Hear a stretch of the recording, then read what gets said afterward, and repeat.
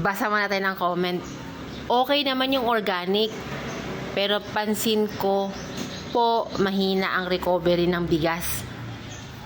Sir, baka ibang organic yung gamit mo kaya mahina ang recovery. Dahil dito sa atin gumamit, yung 13 sako na palay pinabayo, naging 11 yung bigas. O, diba? Dito po yan dahil sa ating organic full harvest root and leaf fertilizer, mataas po yung calcium, boron at zinc nito maliban sa NPK na usual na meron sa mga fertilizer natin. At ang malupit po dyan, no insecticide, no pesticide na po. Kaya ito na po tayo. Dito po may mataas talaga na recovery. Aside po dyan, pinaka-fresh na fresh.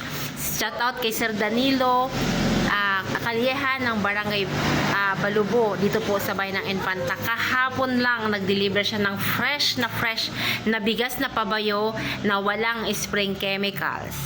At ang isang sako, pinabayo niya 40 kilos yung kanyang bigas. Ganyan po kataas ang recovery ng mga palay na gumagamit dito sa ating organic full harvest root and leaf fertilizer.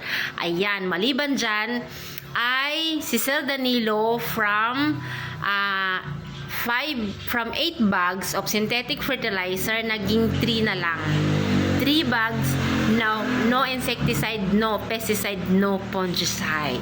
Okay? At ang area niya, 0.8, kumuha po siya ng 82 bags. Panahon po dito sa amin ng Infanta, taghina talaga dahil ang ulan namin dito, hindi po talaga halos tumigil from November hanggang March, early March at saka pa lang po huminto-hinto. So, sa kanyang 0.8, 3 sako lang na pataba, kumuha siya ng 82 bags. Pinabayo yung palay, isang sako, 40 kilos. O, diba? So, shout out po sa mga nangangailangan po ng rice na zero chemicals. Ay available po sa amin dito sa Infanta. Ayan, napakasarap, hindi basta-basta napapanis. At yung variety niya, 2-1 malagkit-lagkit. Okay? Napakasarap. So, yun po, shout out po pala sa mga taga Mindanao. Mindanao. Pabalik po dyan si Ricky Brown sa Mindanao on May 7, yung flight niya going back to Mindanao. At ang appointment po munang mauna niya is from Agusan del Norte, Agusan del Sur, Davao, Calamba, Misamis Occidental at Zamboanga del Sur at del Norte. Sana mabot pa yun ng schedule niya. Pero yan, may mga Davao din tayo sa branch, and then mayroon din tayo sa Jensan at saka Magpit. Ayan, sila po'y wala pa namang schedule yung Jensan at Magpit, pero sila po'y patuloy na bumibili ng ating product dito sa online.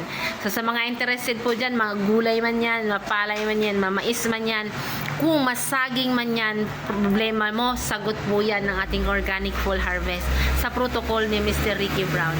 At sa mga may nyog dyan sa Mindanao, nyog, 100% money back guarantee. Idilig mo ngayon after 3 months, mataas na agad yung harvest mo dahil hindi na malalaglag yung mura. At bukod po doon, wala nang daga nakakagat ng iyong mga niyog.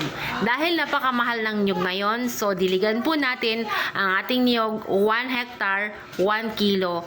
Every 6 months lang po yung ating pagdilig. So that's it for now, guys. Follow for more.